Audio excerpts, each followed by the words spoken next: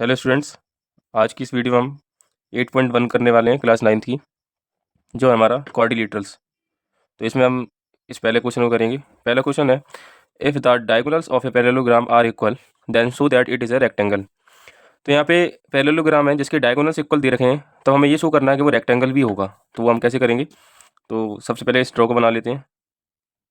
तो हमने पैरेललोग्राम बना लिया है यहाँ पे। अब पैरेललोग्राम इसका कोई भी नेम दे सकते हैं, ऐसे ही दे दिए ABCD। अब यहाँ पर diagonals of a parallelogram are equal, इसके डायगोनल्स इक्वल हैं। तो डायगोनल्स कौन कौन से होते हैं? देखो, ये है बगल वाला एंगल इसका, तो साथ वाले एंगल्स को छोड़ के जो अपोजिट में होता है तो उसको डायगोनल्स कहते हैं। तो ये डायगोनल्स अपने मिला दिए, यहाँ से इसको मिला दिए। तो हमें बताना है कि ये रेक्टेंगल होगा। तो सबसे पहले हम लिख लेते हैं यहाँ पे गिवन में, क्योंकि देखो जब भी कोई चीज़ प्रूफ में दे रखी हो तो उसको इस तरीके से करना ही बेहतर होता है। तो सबसे पहले गिवन में लिख लेंगे, हमें दे के रखा है। तो दे रखा हमें कि डायगोनल्स इक्वल है, यानी DB या BD और AC इक्वल है। तो लिख लो BD इक्वल्स टू में AC। ठीक है। अब टू प्रूफ हमें बताना क्या है वो लिख लेंगे यहाँ पर। तो हमें बताना ये है कि एक रेक्टेंगल है। तो लिख लो ABCD is a rectangle, is a rectangle. चलिए प्रूव करते हैं। अगर आपको पैरेललोग्राम के बारे में नॉलेज नहीं है तो इसके लिए मैं अलग से एक वीडियो बना दूंगा जिसमें पूरा चैप्टर एक्सप्लेन कर दूंगा पैरेललोग्राम होता क्या है, उसके कौन कौन से अपोजिट एंगल्स होते हैं, कौन क्या इक्वल होता है, उसकी जितनी प्रॉपर्टीज़ हैं, जितनी भी 7 थ्योरम्स हैं वो मैं उसको कवर कर दूंगा। तो आप मेरे को बताइएगा ज़रूर। तो चलिए यहाँ पे ये बताइए कि ये जो डायगोनल्स हैं वो इक्वल हैं। तो डायगोनल्स कौन कौन से हो रहे हैं? AC और BD। तो मैं कौन सा ट्रायंगल ले लूँ जिसमें मेरा BD और AC आ जाए? तो देखो, अगर मैं ये वाला ट्रायंगल लेता हूँ, ये वाला ट्रायंगल, तो मेरा BD कवर हो रहा है। और अगर मैं ये वाला ट्रायंगल ले लूँ, ये वाला, तो मेरा AC कवर हो रहा है। यानी ये ट्रायंगल लेंगे अपन, कौन सा? DBA, या इसको ऐसे बोलते DAB। तो लिख लो यहाँ पे, इसको लिख लेंगे in triangle DAB and triangle, इसको कैसे लेंगे? जैसे DAB लिया ऐसे लेंगे CBA। अच्छा, अब इन दोनों ट्रायंगल्स में क्या क्या कॉमन मिल रहा है वो देख लेते हैं। देखो, अगर मैं ये वाला ट्रायंगल ऐसे चलता हूँ, ठीक है, और इस वाले ट्रायंगल्स को भी अगर ऐसे लेता हूँ, तो एक साइड ये वाली तो कॉमन आ रही है। तो लिख लेंगे, जब ऐसे चल रहा हूँ तो मैं AB आ रहा है, और जब ऐसे चल रहा हूँ तो BA आ रहा है। यानी AB और BA, चाहे इसको AB भी बोल सकते हैं, तो ये तो कॉमन है, इसको लिख लियो कॉमन। दूसरी बात इसमें और क्या मिल रहा है अपन को? ये जो साइड है, ये वाली साइड, देखो, अगर ट्रायंगल बनाएंगे तो ये साइड मिल रही है, और ट्रायंगल बनाएंगे ये वाली साइड मिल रही है। तो ये साइड और ये साइड क्या होगी? इक्वल। क्यों होगी? क्योंकि पैरेललोग्राम है तो अपोजिट साइड से इक्वल होती हैं। तो लिख लेंगे AD इक्वल्स टू में BC। क्यों? Opposites sides of parallelogram. तो अपोजिट साइड जो पैरेललोग्राम की होती है इक्वल होती है। दो चीज़ कॉमन मिल गई है, एक चीज़ और कॉमन बता दो। तो एक चीज़ और क्या बता सकते हैं हम यहाँ पे? एक चीज़ और ये बता सकते हैं कि यहाँ पे आपका जो एंगल है, एंगल A और एंगल B, ठीक है, एंगल A और एंगल B ये भी बराबर हो जाएगा। तो एंगल A इक्वल टू लिख लो एंगल B। क्यों? क्योंकि दोनों 90 के होंगे, तो ये दोनों भी इक्वल हो गए।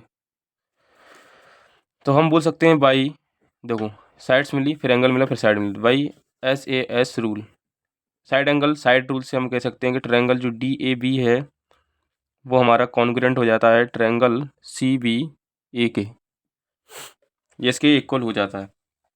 अब हमें बताना क्या है, ये तो हमने बता दिया। तो जब बताओ, जब दोनों ट्रायंगल इक्वल हो गए, यानी ये ट्रायंगल इक्वल हो गए आपस में, और हमें बताना क्या था कि BD और AC बराबर है। तो ये बताओ, ये ट्रायंगल इक्वल हो गए, तो अगर कोई दो ट्रायंगल इक्वल कर देते हैं तो बची साइड सारी इक्वल हो जाती हैं। तो बची कौन सी साइड? इसमें इस ट्रायंगल में बची BD, इस ट्रायंगल में बची AC। तो लिख लो BD इक्वल्स टू में AC। क्यों? बाई CPCD से हम ये कह सकते हैं कि जो इसका ये जो एंगल, ये दोनों साइड्स हैं वो दोनों बराबर होंगी। चलिए, अब हमें बताना है कि ABCD एक रेक्टेंगल होगा। तो इसको कैसे बताएंगे? तो यहाँ पे देखिए कि जो AD साइड है और BC साइड है, ये दोनों एक दूसरे के पैरेलल है, और AB एक साइड इसको काट रही है, इन दोनों साइड्स को AB काट रही है, तो AB ट्रांसवर्सल होगी। तो लिख लो DA पैरेलल है CB के, और इसमें AB क्या है?